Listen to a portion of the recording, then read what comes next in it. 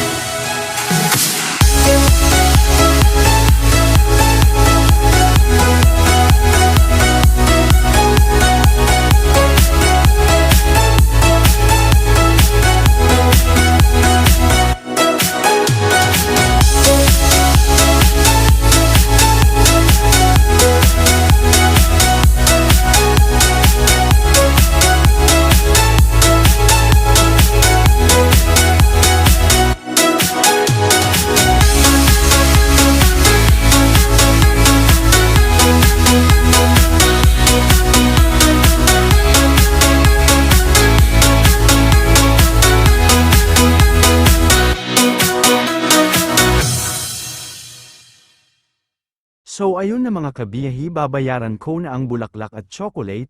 Pasensya ka na mahal kung ito lang muna sa ngayon. Alam kong buong buhay mo ngayon ka pa nakatanggap ng bulaklak, at sana susuportahan mo ako sa pagbablog ko.